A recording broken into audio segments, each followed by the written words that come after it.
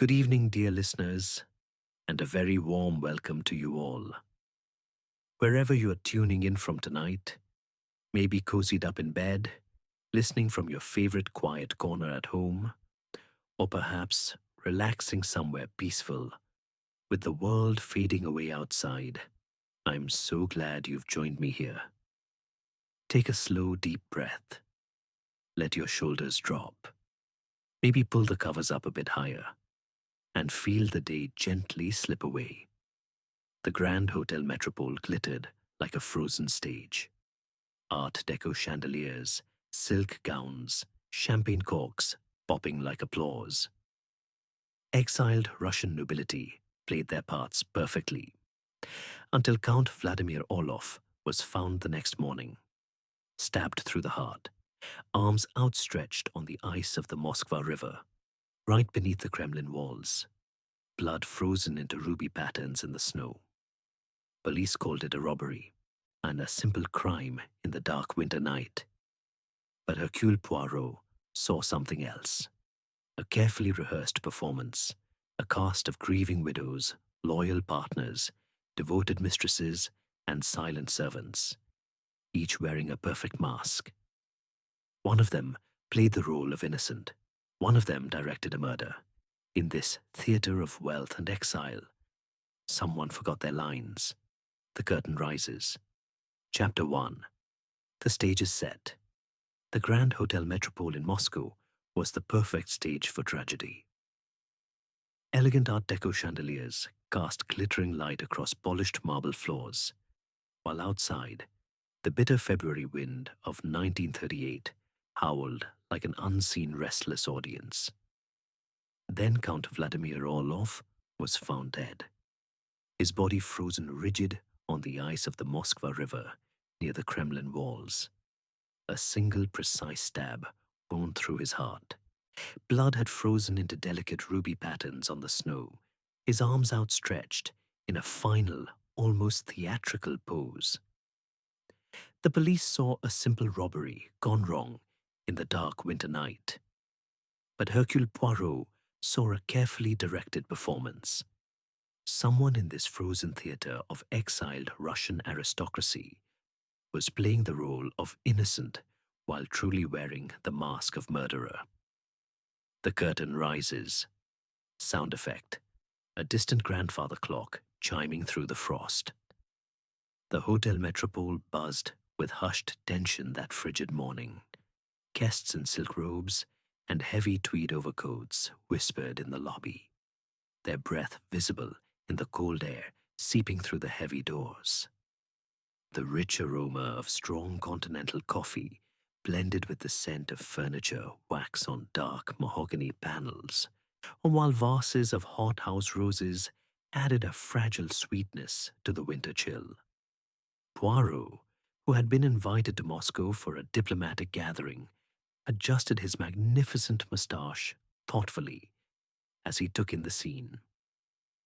This hotel was no mere lodging. It was a glittering stage where old nobles, international visitors, and shadowy figures from the past played their parts in a fragile post-revolutionary world. The Count's body had been discovered at first light by a fisherman crossing the ice. His thick fur coat stood stiff with frost, the temperature having plunged brutally overnight, turning the river into a smooth, glassy platform. Poirot tilted his egg-shaped head, green eyes sharp as he studied the preliminary reports. "Mon ami," he murmured to the inspector, "this death is not random. Observe, the wound is clean, deliberate, like a director's final cue. And the pose? It is theatrical, non." The key suspects had already gathered in the warm drawing room, each unconsciously taking their mark beneath heavy velvet curtains. Countess Irina Orlov, the elegant widow, dabbed delicately at her eyes with a silk handkerchief, her signature Chanel perfume drifting like a subtle veil. Her son, Alexei, stood rigid in a well-cut tweed suit, kid gloves clenched at his sides. Boris Kuznetsov, the burly business partner, puffed on a Cuban cigar, sending curls of smoke upward like stage mist.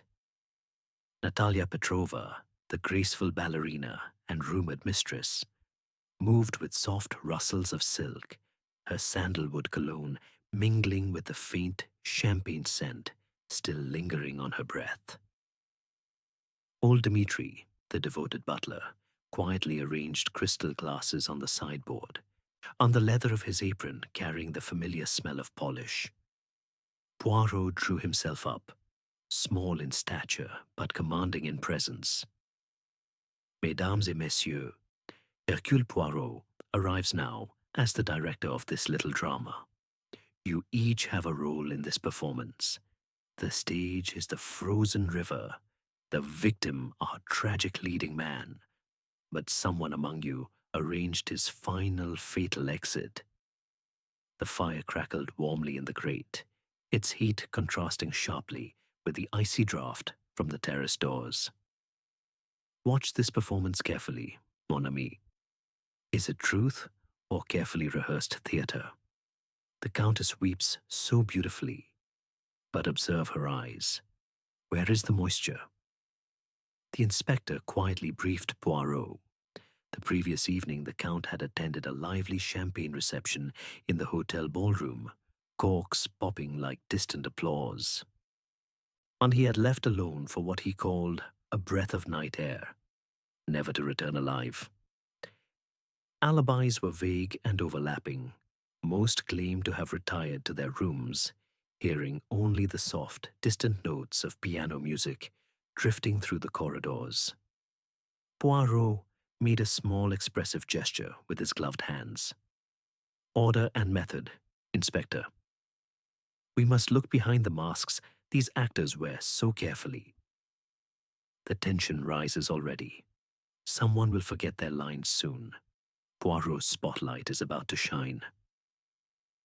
The drawing room felt cozy from the fire's glow, yet a persistent chill lingered near the windows, where sleet tapped against the glass. Poirot smoothed an imaginary wrinkle from his immaculate sleeve. This theatre of crime has one eternal truth. Every actor eventually forgets their lines. He noticed Alexei's hands tremble faintly as the young man lifted a cup of steaming coffee to his lips. Ask yourself, why does the beautiful ballerina so carefully avoid meeting the widow's gaze? Consider the psychology. What role does she desperately need to play here? Subtle cues emerged in those first moments. Boris's thick cigar smoke seemed to mask a nervous edge. His rough tweed jacket looked oddly out of place among so much silk and velvet.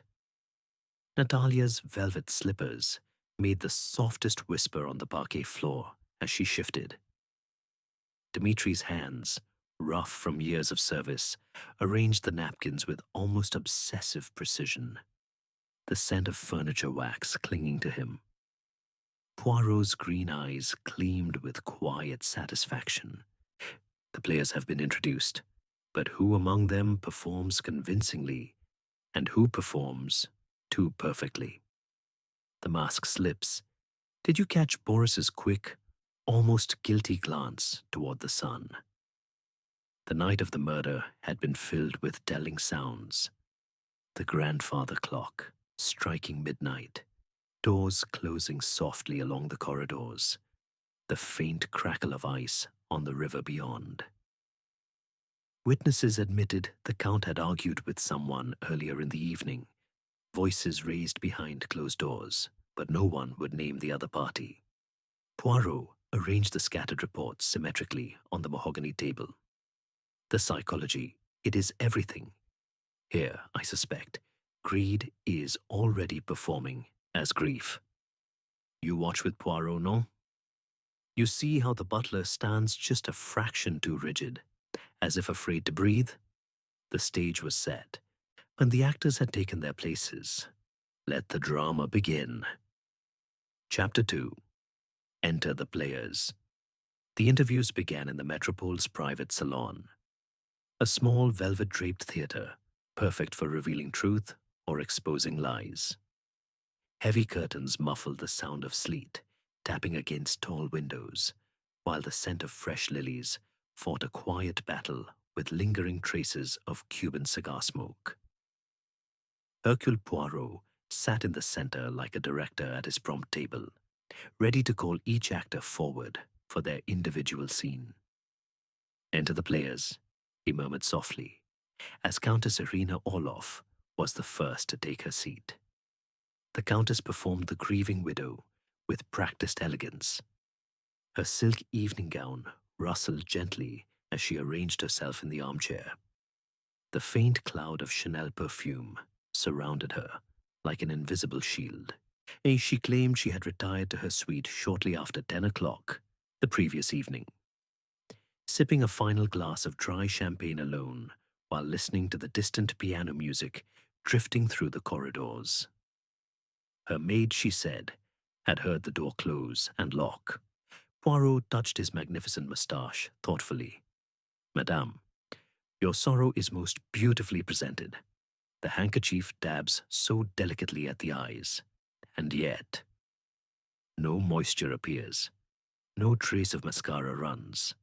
Tell me, why is grief performed so perfectly?" "Bravo! But the performance? It was not convincing. Observe, mon ami, this suspect plays her role too perfectly." Next came Alexei Orlov, the son. He entered stiffly in his well-tailored tweed suit, kid gloves still on his hands as though armor. He stated he had spent the later part of the evening in the hotel library, it reading by the fire's warm glow, the smell of wood smoke thick in the air. He had sipped a sweet liqueur to calm his nerves after the family's earlier tension. But when Poirot asked about his father's strict control over money, Alexei's jaw tightened, almost imperceptibly. "Monsieur," Poirot said gently, "you play the dutiful, grieving air so convincingly, yet your eyes never once rise to meet the large family portrait hanging behind you. Why do you avoid looking at your father, even now? The careful observer, and you are becoming careful, mon ami, will notice the slight tremor in his voice when money is mentioned." Boris Kuznetsov followed, lumbering into the room with the heavy tread of a man unused to elegance. His rough tweed overcoat brushed against the polished mahogany table as he sat. The strong scent of his Cuban cigar trailed behind him like stage fog. He performed the role of loyal business partner with bluff heartiness, claiming he and the Count had shared a late-night discussion about old investments, ending amicably over strong black coffee. No one else, he insisted, had been present. Poirot tilted his egg-shaped head. "Your loyalty is loudly declared, monsieur. Partnerships, however, sometimes fracture under the weight of debt, and debts, they leave marks on ledgers and on men. Ask yourself, if you were hiding deep resentment, how would you perform friendship?" Natalia Petrova entered like a dancer making her entrance, graceful, deliberate. Her silk gown whispered with every step across the parquet floor. The warm sandalwood of her cologne mixed strangely with the cold champagne still on her breath from the night before. She played the devoted, heartbroken mistress with tragic poise, insisting she had practiced ballet steps alone in her room until well past midnight, hearing only rain turning to ice against the windows. She denied any final meeting with the Count. Poirot's green eyes gleamed. "Mademoiselle, love performs as passion, as devotion, yet yours feels rehearsed. The lines are smooth, but the emotion beneath them, where is it hidden?" The tension rises. We approach a missed queue. Last came Dmitri, the old butler. His leather shoes creaked softly on the floor. His apron still carried the clean, familiar smell of furniture wax. He performed unwavering devotion, explaining that he had spent the evening polishing silver in the pantry arranging napkins with crisp precision. He admitted, reluctantly, that he had overheard raised voices earlier, though he would not name who had argued with the Count. Poirot made a small, expressive gesture with his gloved hands. Your role is the faithful servant, always in the background, always seeing. But butlers, they know the backstage secrets. What small truth are you still concealing, Dmitri? This actor plays perfect innocence, but observe the thin film of sweat on his brow, despite the chill in the room. One by one, the scenes concluded. The fire crackled steadily in the grate, sending warmth against the persistent cold, seeping from the terrace doors. Crystal glasses on the sideboard caught the chandelier light and tinkled faintly whenever anyone moved. Poirot arranged his notes with perfect symmetry on the small table before him. Every player has now taken their mark, he said quietly. Each has delivered their opening lines. But who among them spoke truth, and who delivered only well-rehearsed lies? You watch with Poirot. No. You see how each one adjusts their mask, just a fraction, when the dangerous question is asked. The grandfather clock in the corridor chimed once, a single deep note that seemed to echo the tightening of the drama. Outside, the sleet tapped insistently, as though the winter itself wished to enter the performance. Poirot smoothed an imaginary wrinkle from his sleeve, his small hands steady. The psychology, it begins to whisper. Fear performs as confidence here. Resentment performs as loyalty. And somewhere, guilt is already rehearsing its next line. The mask slips.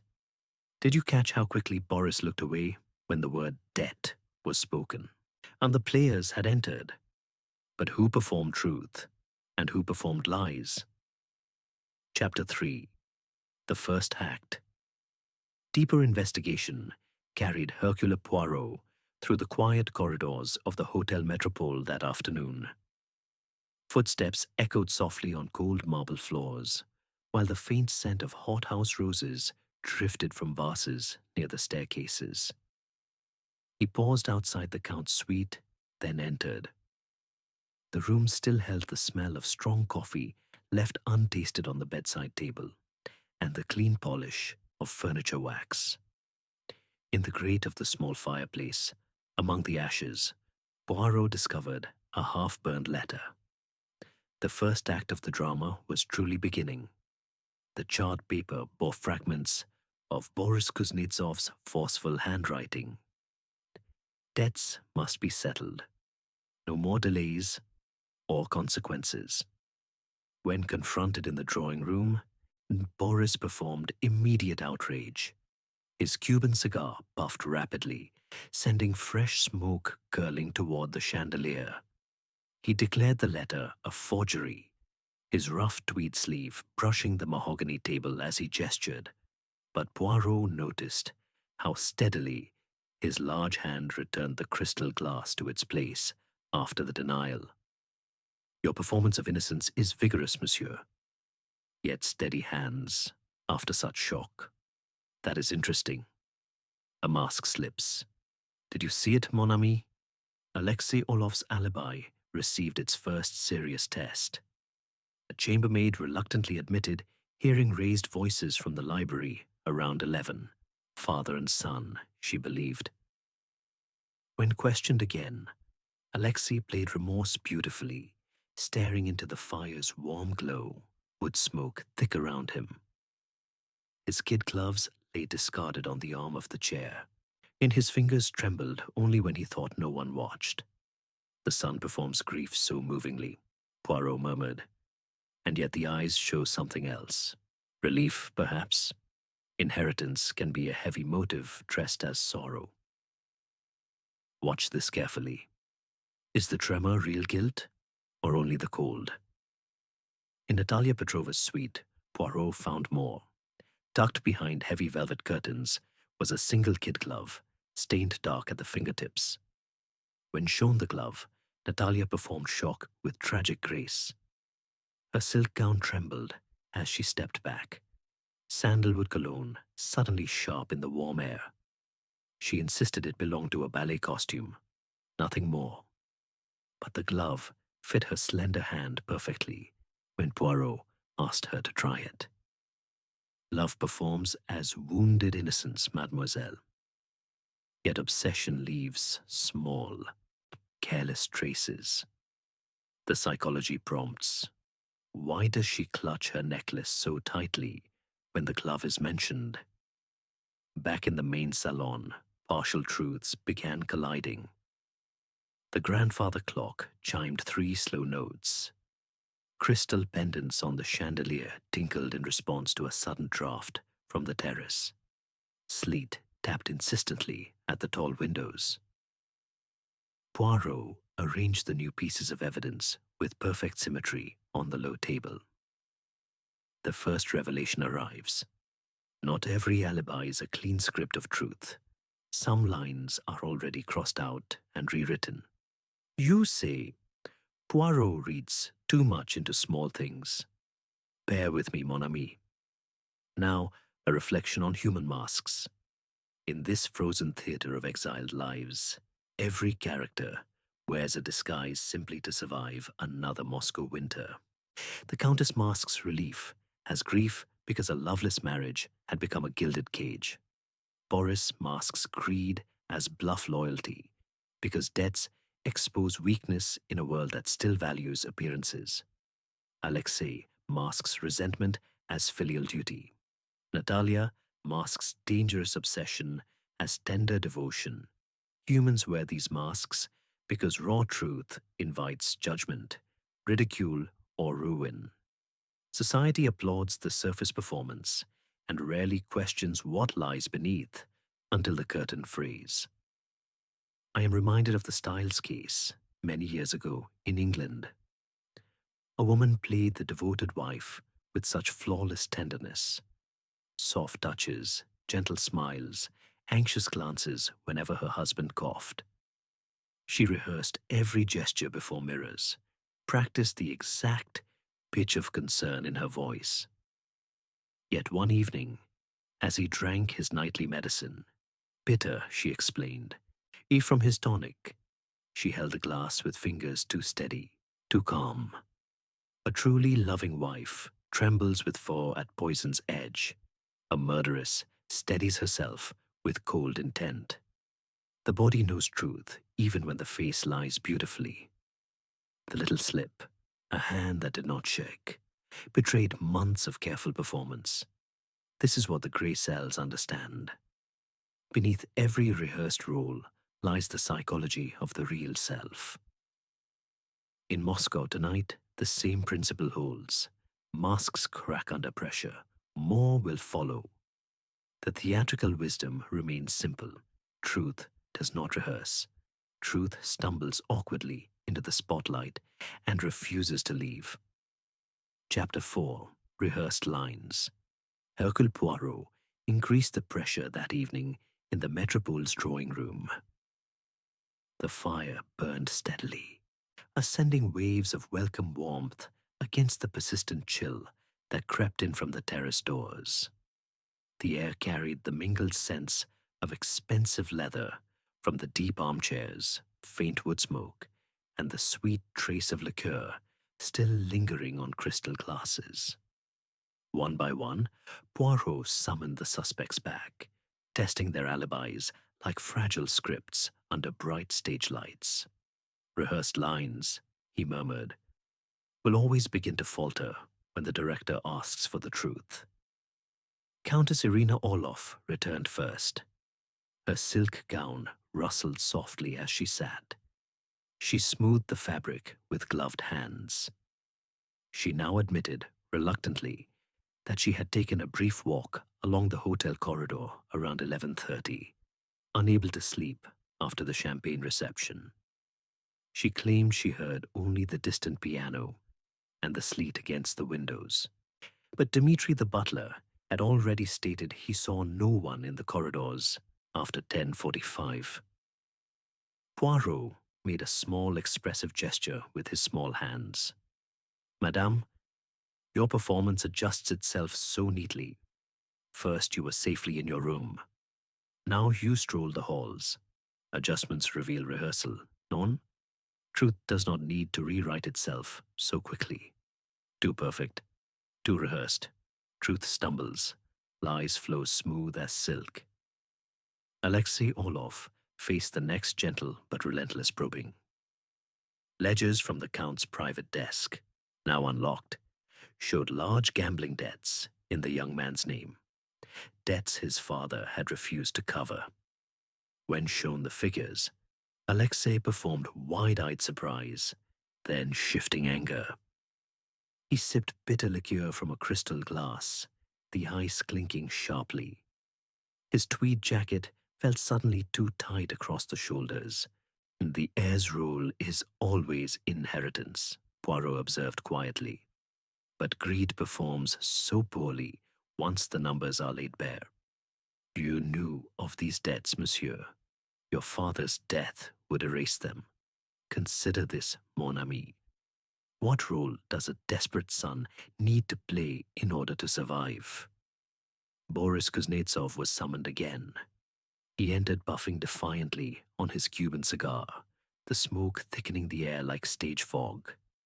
He denied ever writing the threatening letter found in the ashes, insisting the Count had agreed to extend their business terms over coffee that final night. But the butler hesitated when asked to confirm the meeting. Dmitri's rough hands arranged napkins with unnecessary care. Poirot tilted his egg-shaped head. Loyalty's script is failing you, monsieur. If partnerships built on secrets collapse when one partner dies, and the debts remain with the living. The mask slips. Did you catch how quickly the businessman looked away when the word forgery was spoken? Natalia Petrovna Stern arrived under brighter chandelier light.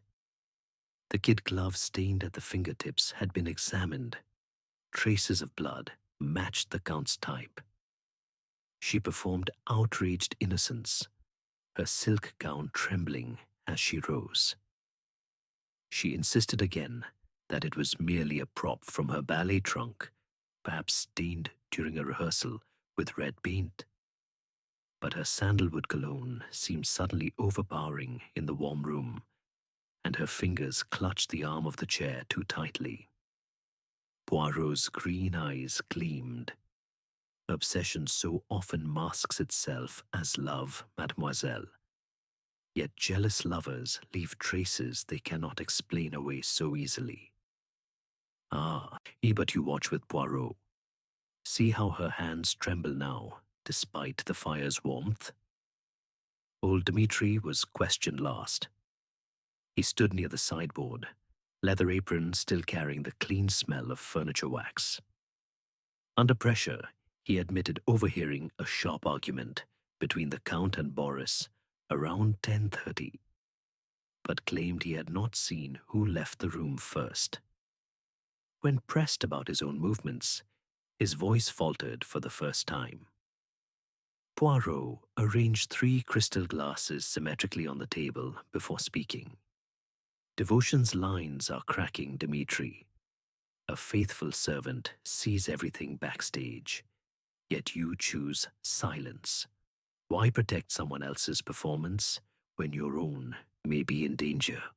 The tension rises. Someone will break character very soon. The drawing room felt colder now, despite the steady crackle of the fire. A sleet tapped harder against the tall windows. The grandfather clock in the corridor struck 9 with a slow, solemn chime.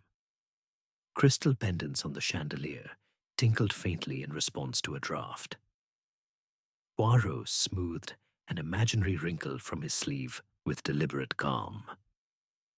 Rehearsed lines have begun to falter. The script, the comfortable fiction each one has prepared, is failing under the spotlight of truth. You see it now, Non?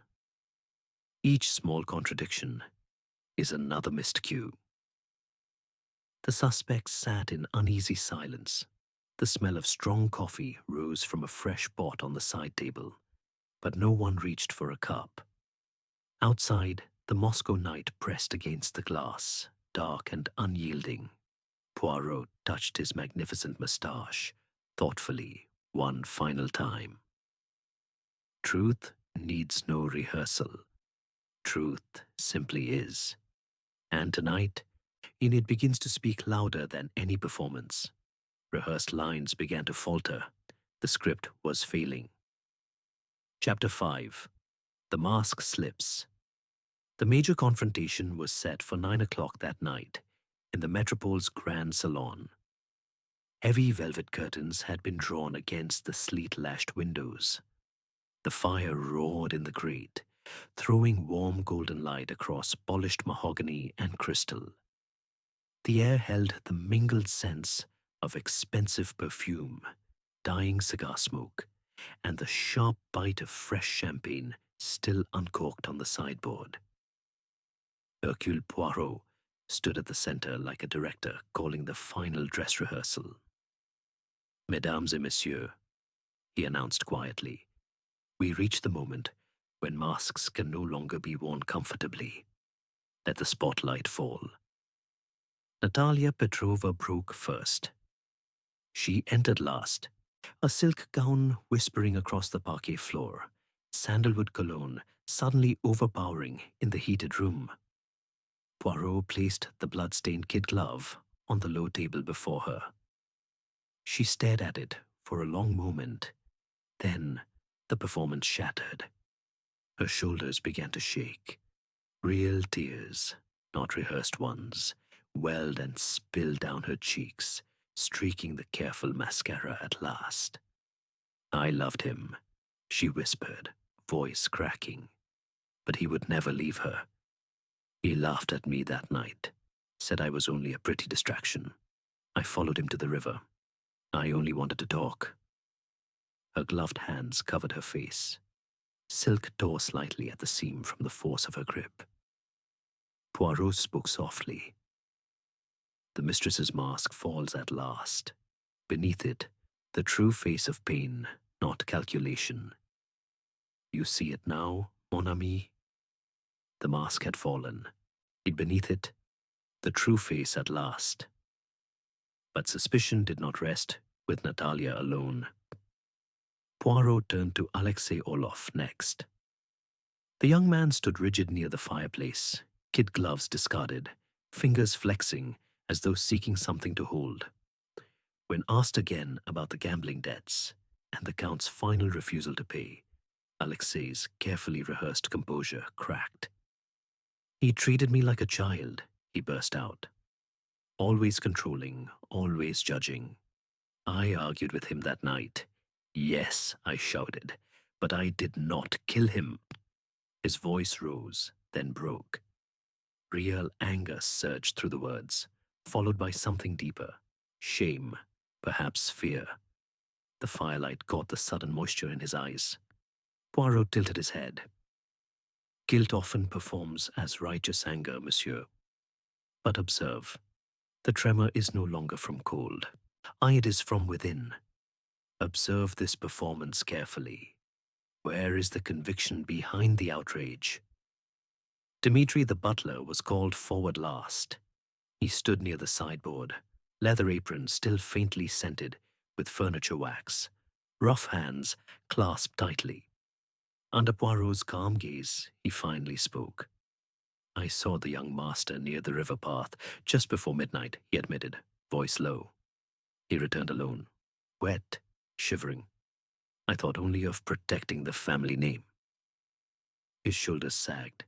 Years of silent devotion showed in the lines of his face. Poirot nodded slowly. Loyalty's mask is heavy, Dmitri. You carried it long.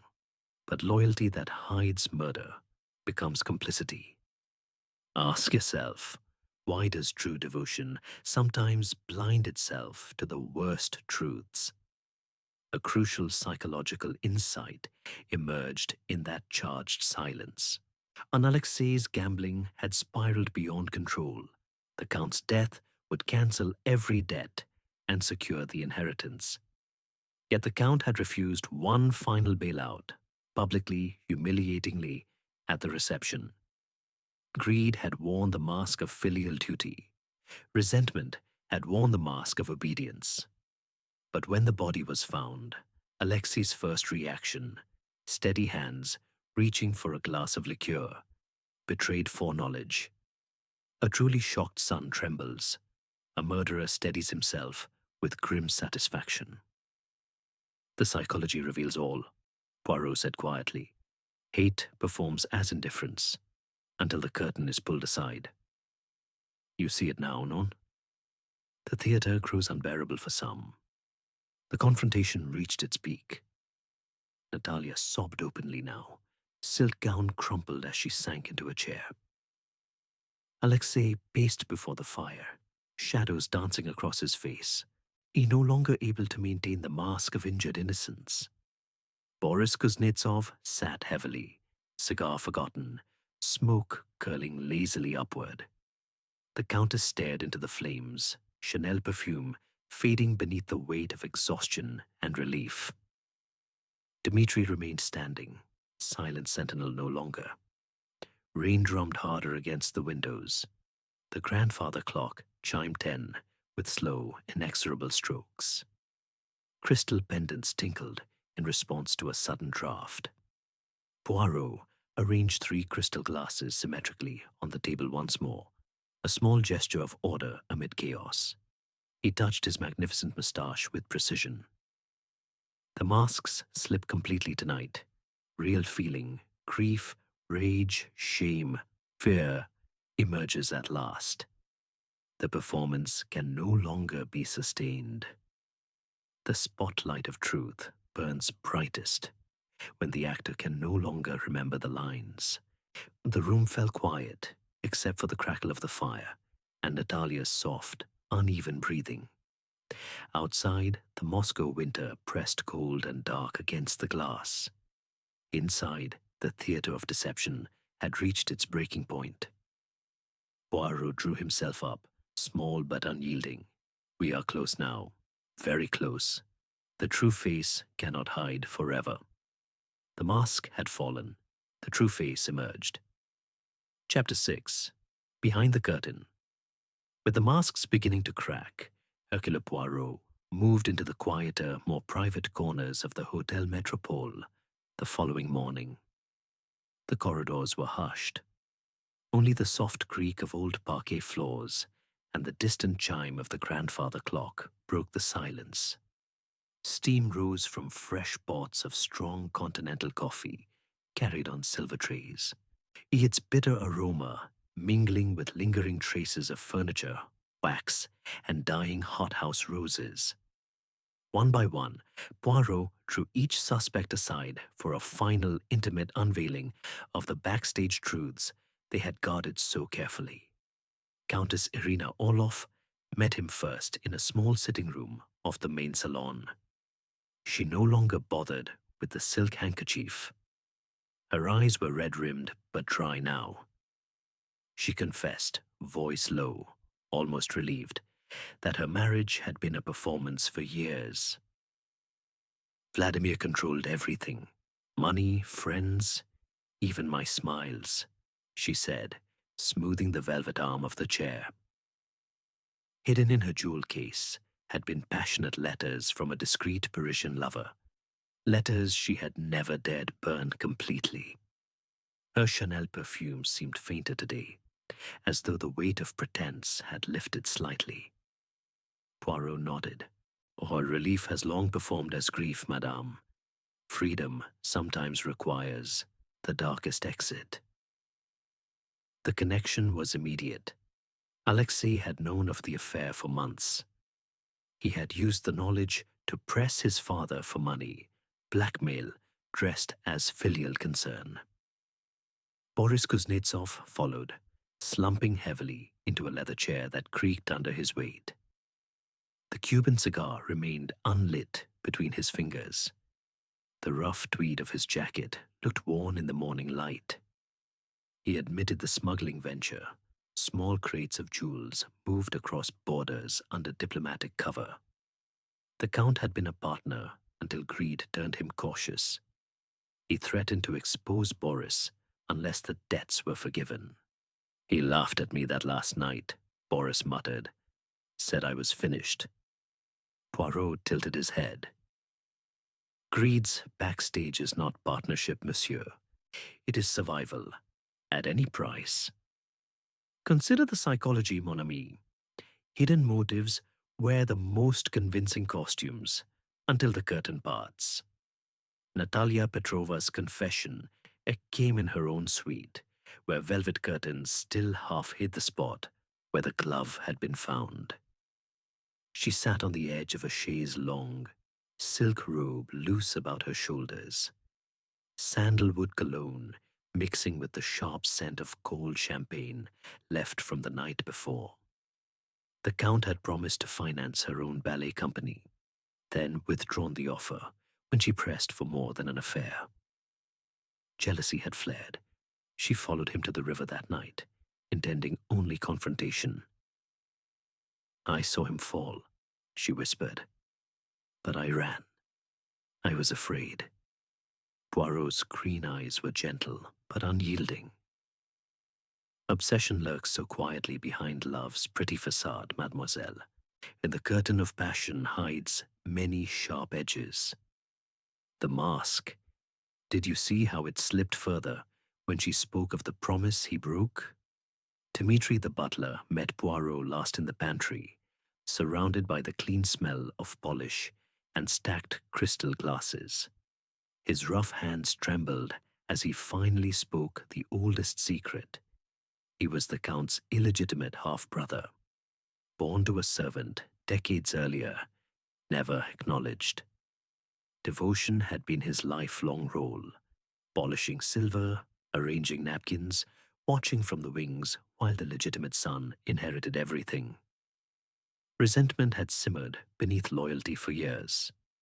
I saw Alexei return from the river, Dmitri said hoarsely. Wet boots, wild eyes. I said nothing. Family protects family, even the broken kind. Poirot arranged 3 napkins symmetrically on the counter. Loyalty's curtain parts at last. So Dmitri, but the stage was never yours to direct. You watch carefully now. See how every hidden thread connects back to the same frozen night. The revelations settled like frost on glass. Behind every elegant facade lay a motive sharpened by years of silence, relief seeking freedom, greed demanding payment, jealousy craving possession, resentment nursing old wounds. The drawing room felt different now, warmer from the fire, yet colder in its naked honesty. Sleet had turned to soft snow outside. It tapped gently at the windows like fading applause. Now, a reflection on hidden motives.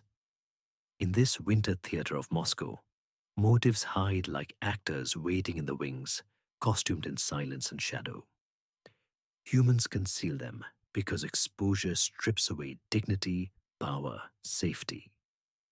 Society applauds the polished surface.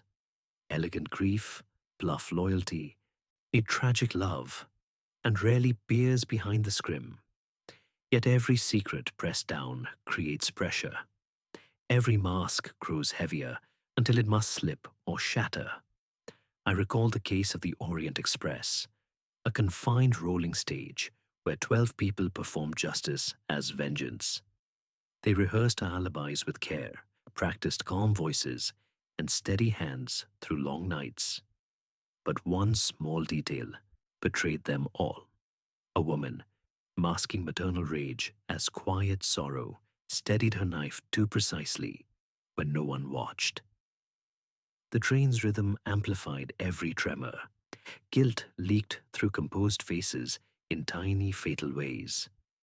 A child's toy, left on a seat, evoked real grief from one, revealing the performance of another. Motives, revenge dressed as righteousness, could not stay hidden forever in so tight a space. And the psychology is always the same. Deception builds tension until truth forces its way onto the stage. In Moscow, too, The same law applies. Secrets bow eventually. They have no choice. The theatrical wisdom is ancient and simple. Behind every curtain waits a secret. Behind every secret waits a motive. And behind every motive waits the moment when the spotlight finds it at last. Behind every curtain, a secret. Behind every secret, a motive. Chapter 7. The Final Act. The grand salon of the Hotel Metropole had been prepared for the decisive moment. All heavy velvet curtains were drawn tight against the Moscow night. Only the fire's steady glow and the soft sparkle of crystal chandeliers lit the room. The scent of wood smoke mingled with the faint sweetness of dying hothouse roses and the lingering trace of Cuban cigar smoke. Every suspect, the entire cast, had been summoned. They sat or stood in a loose semicircle, faces pale in the warm firelight. Hercule Poirot stood at the center, small but commanding, like a director stepping onto an empty stage before the final curtain. He adjusted his magnificent moustache with precision, then spoke.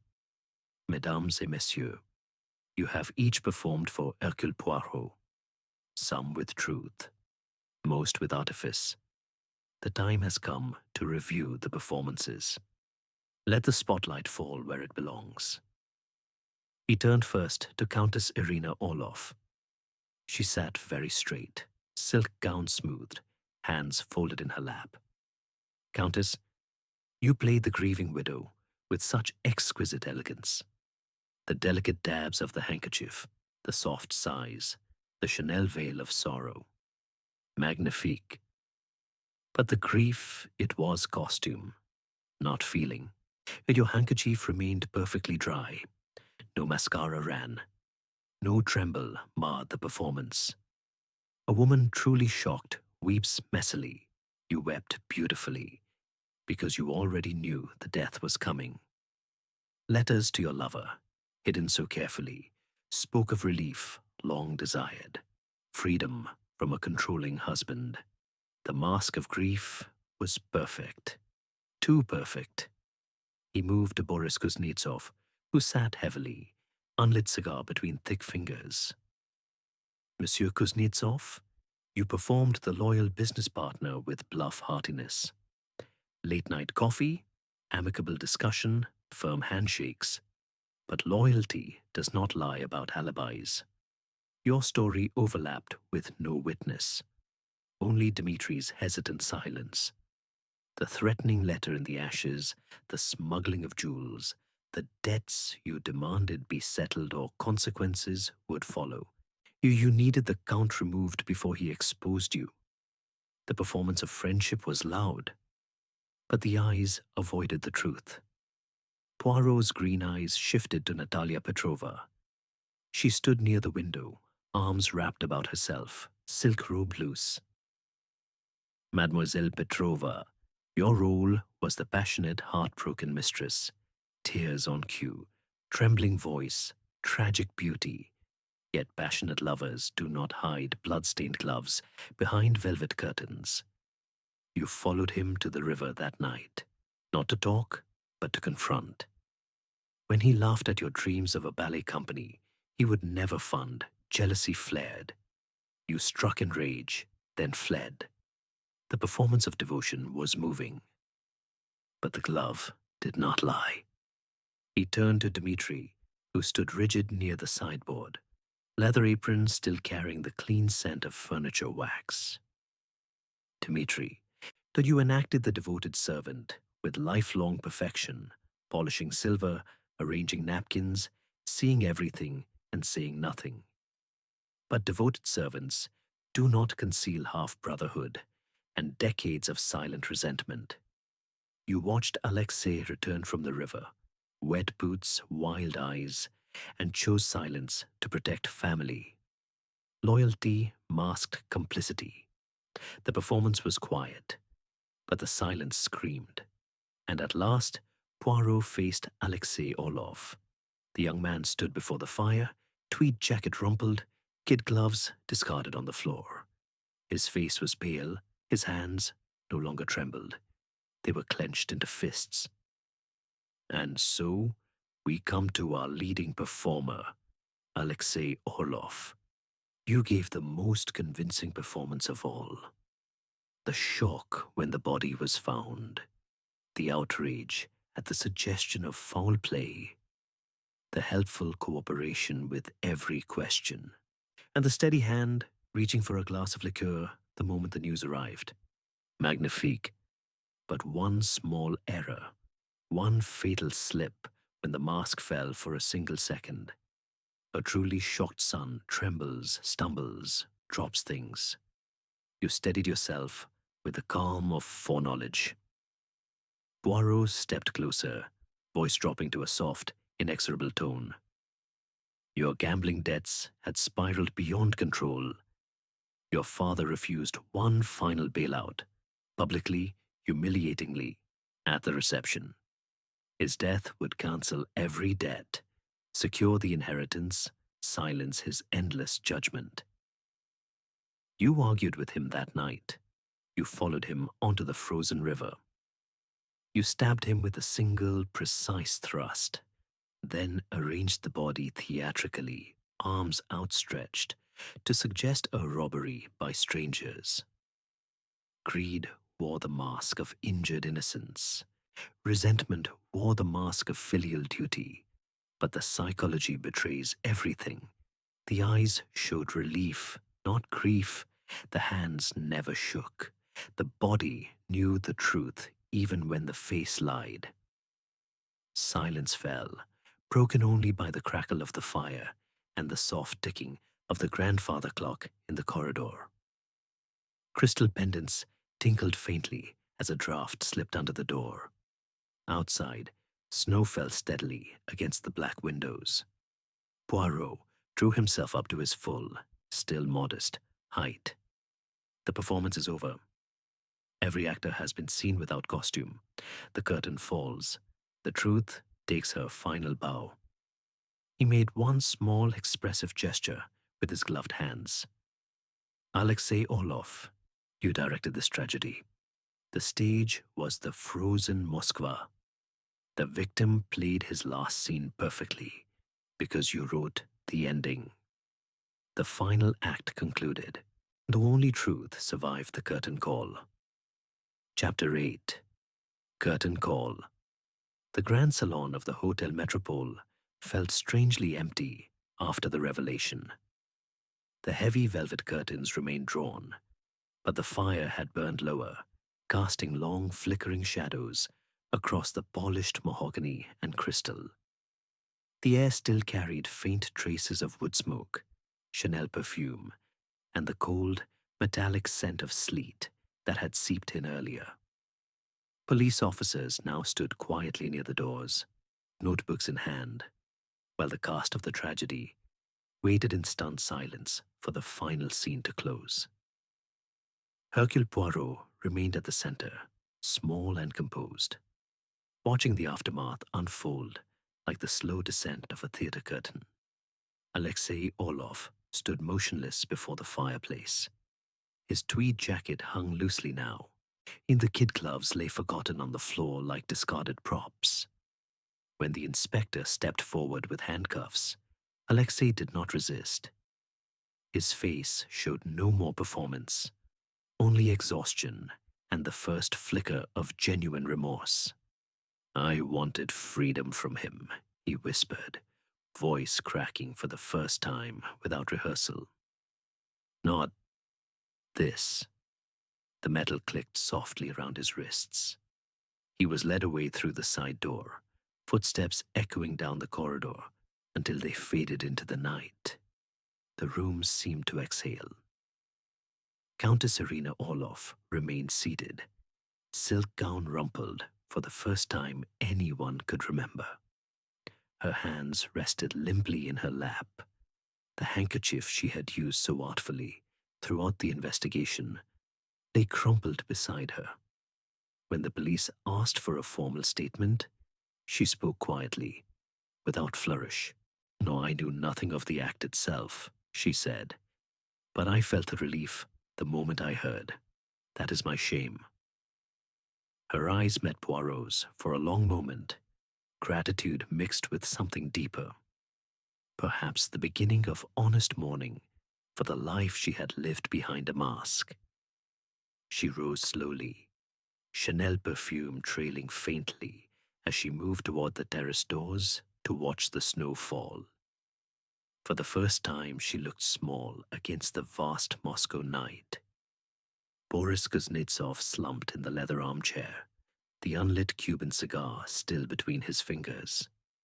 The rough tweed of his jacket seemed heavier now, as though it carried the weight of every lie he had told. When questioned about the smuggling and the threats in the burned letter, he offered no further defense. "It was business," he muttered, "until it wasn't." The inspector noted the names of his contacts. Charges would follow swiftly. Boris stared into the dying fire, smoke no longer curling upward to mask his face. The bluff partner had vanished. Only a tired, exposed man remained. He would face courts in Moscow, and perhaps worse abroad. His performance was finished. Natalia Petrova sat on the edge of a velvet sofa, silk robe pulled tightly around her shoulders. The tears that had finally come during the confrontation had dried, leaving faint tracks on her cheeks. She no longer attempted tragic grace. Her hands shook slightly as she accepted a glass of water from Dmitri. "I struck him," she confessed again, voice raw. "I wanted him to see me, really see me, but he never did." The police recorded her statement with care. Her fate would be decided in a courtroom, but the greater punishment seemed already delivered. The ballerina who had danced so perfectly on stage now moved awkwardly, as though every step reminded her of the river ice. Yet in her eyes there was a small, fragile relief. She no longer had to pretend the love was pure. Dmitri the butler stood near the sideboard, still in his leather apron, still smelling faintly of furniture wax. He had not been handcuffed, yet, but his role as silent protector was over.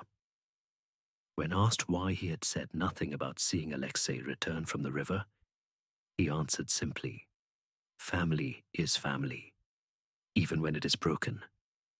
His rough hands arranged one last set of crystal glasses with instinctive precision, then fell still. The police would question him further, but his loyalty, however misguided, had been genuine. He looked older in the firelight, yet somehow lighter, as though confessing the half-brother secret had lifted decades from his shoulders.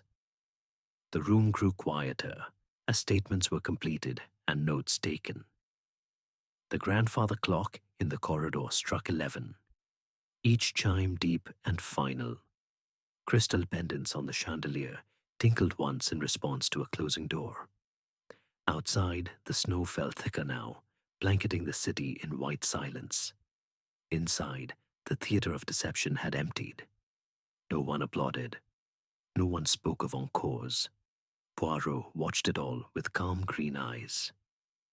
He smoothed an imaginary wrinkle from his sleeve, a small gesture of restored order.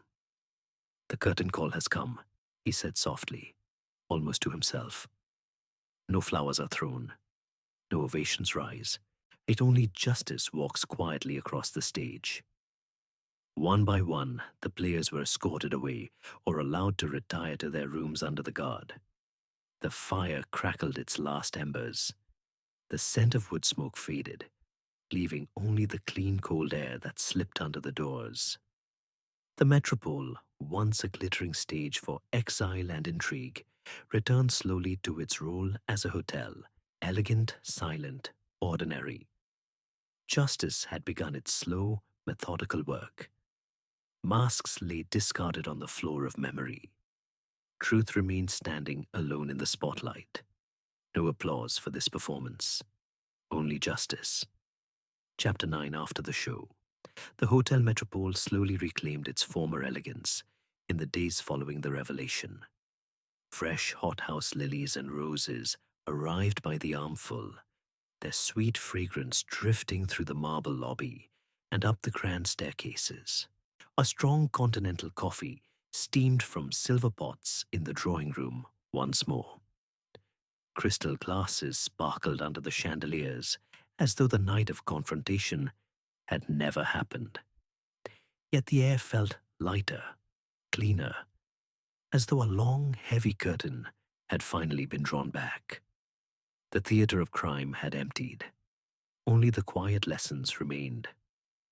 Alexei Orlov's fate was decided swiftly.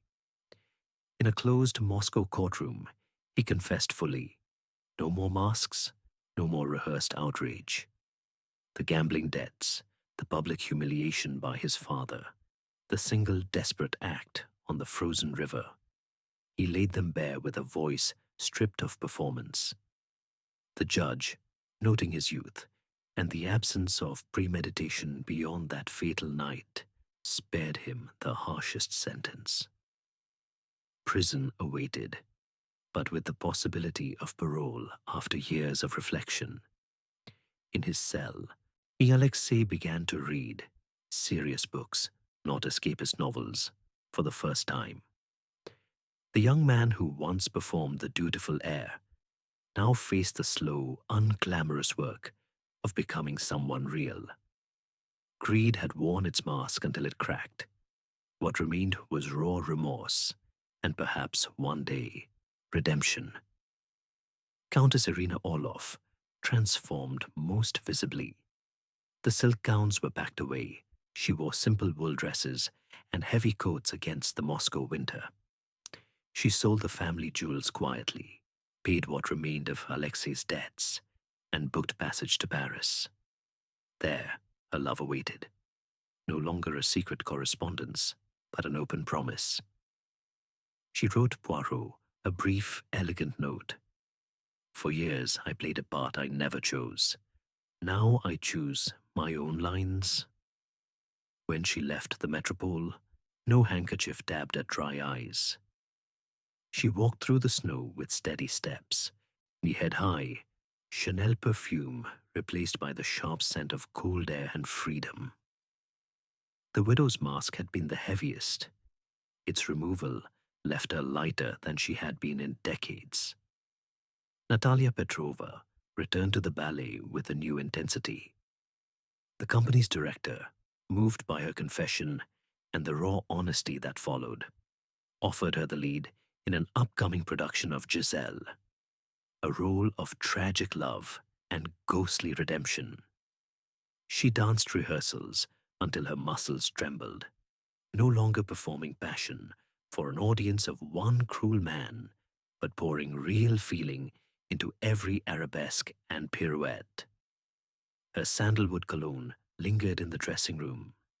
Admirers sent flowers, but she kept only the white lilies that reminded her of truth. The obsession that once masked itself as love had burned away.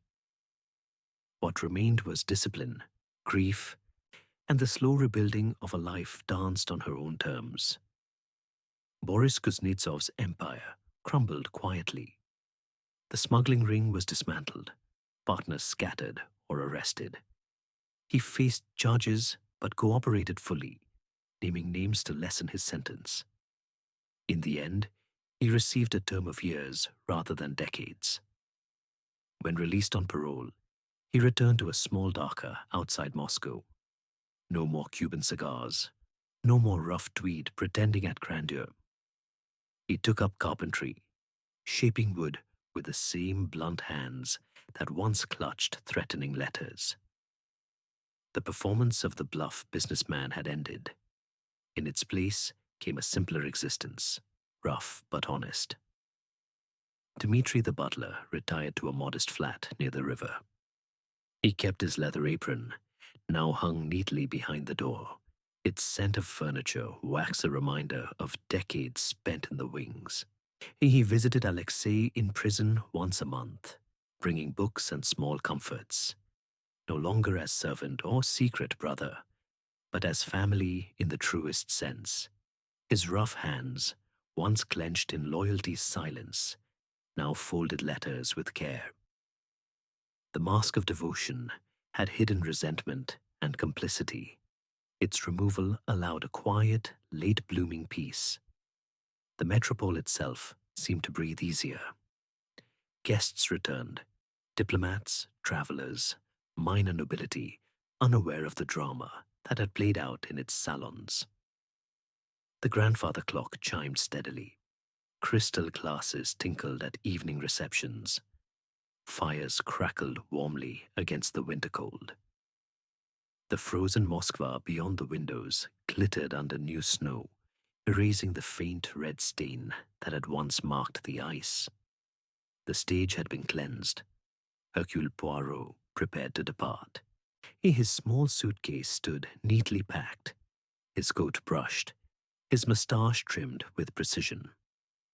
Before leaving, he walked once more through the drawing room, arranging 3 crystal glasses symmetrically on the sideboard. A final gesture of order. The psychology of the case had been laid bare. Masks worn from fear, greed, love turned to obsession, loyalty twisted by blood. Each player had been stripped of costume. Each had begun, however haltingly, to walk without one. The theater emptied slowly. Footsteps faded along marble corridors. Voices hushed. The lessons, however, the small, sharp truths about human nature, lingered like the scent of roses after the vases have been cleared. The theater emptied, but the lessons lingered. Chapter 10. Poirot reviews the performance. Hercule Poirot had returned to his small, orderly apartment in Brussels, and the Orient Express had carried him smoothly across borders. Now he sat in his favorite armchair, beside a low fire, a cup of tisane steaming gently on the side table. The room smelled of fresh coffee grounds and the faint lemon polish he insisted on himself. Outside, late February, rain tapped against the window panes, a soft counterpoint to the crackle of logs. A single lamp cast warm light across the neat arrangement of books and the small silver frame holding a photograph of his old friend Hastings, long gone, yet never truly absent.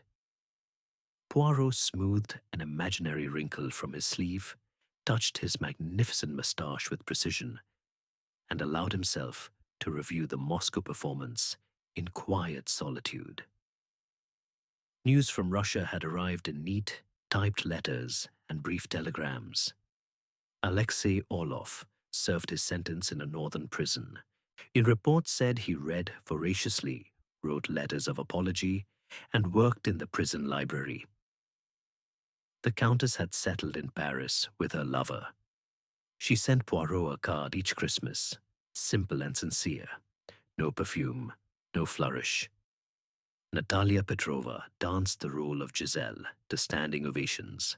Critics spoke of a new depth in her performance, a sorrow that felt lived rather than rehearsed. Boris Kuznetsov, released early for cooperation, lived quietly in a dacha, carving wooden figures with hands once used for threats. Dmitri visited Alexei monthly, bringing small comforts. The old butler had found peace in plain clothes and plain truths.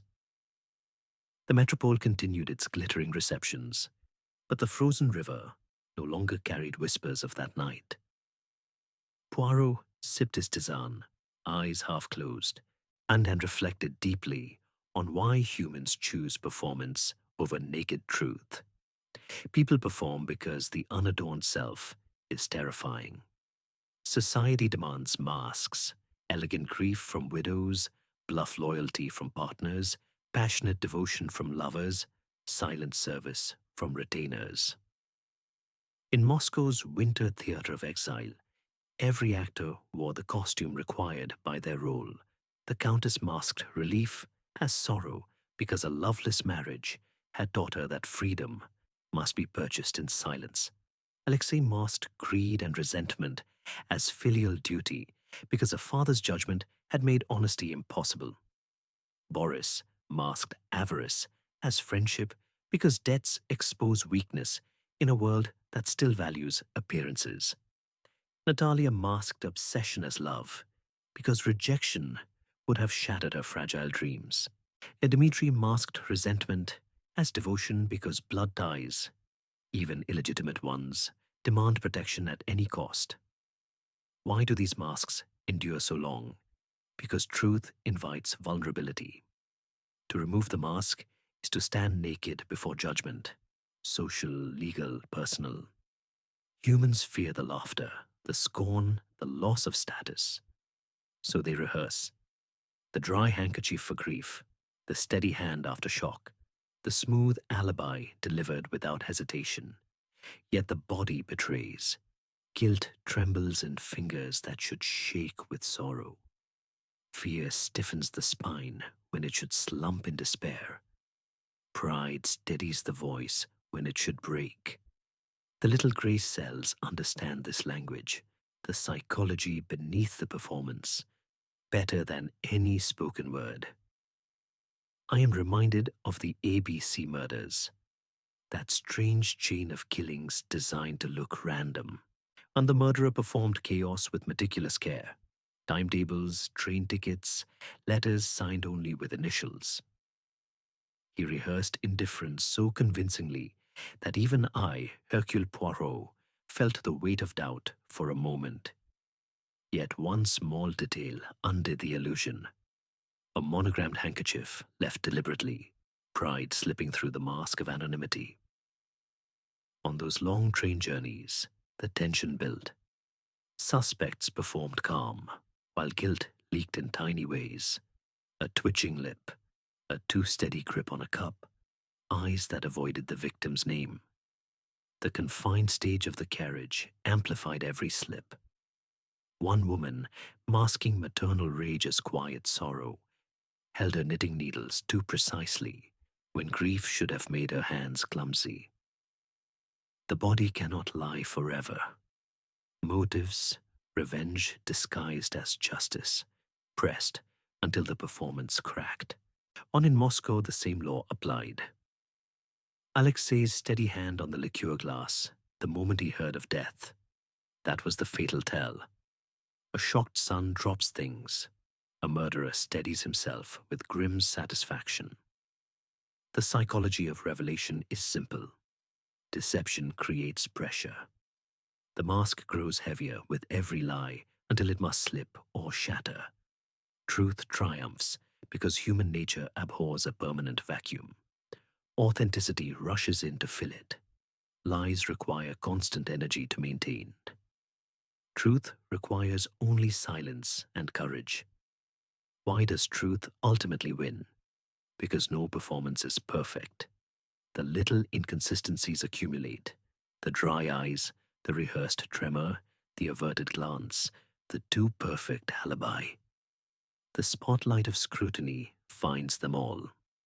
In every theater of crime, the audience, whether inspector, detective, or the quiet observer, grows careful. They notice the missed cue, the faltering line, the moment when the actor forgets his role. Poirot set the tisane cup down with a soft clink.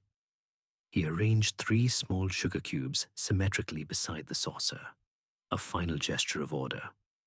The rain outside softened to a drizzle. The fire popped once, sending a spark upward. The theatrical wisdom remains eternal, mon ami. Every human drama teaches the same lesson. Masks are worn from fear, from greed, from love twisted into obsession, from loyalty warped by time. But masks fall. They always fall. The body whispers what the mouth denies. The eyes reveal what the voice rehearses. And when the curtain descends, only truth remains standing in the light, quiet, unadorned, victorious.